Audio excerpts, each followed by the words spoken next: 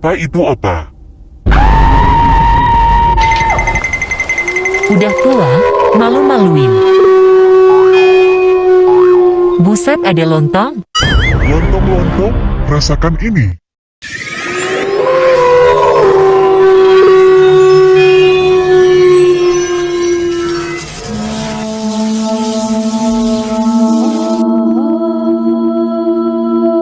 Ikutlah denganku.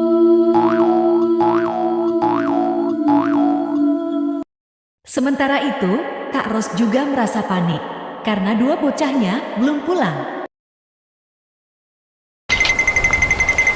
Dari mana saja kalian? Lihat sudah jam berapa ini. Mampus kita, Upin. Maafkan kami, Kak Ros. Baiklah, jangan kamu ulangi lagi.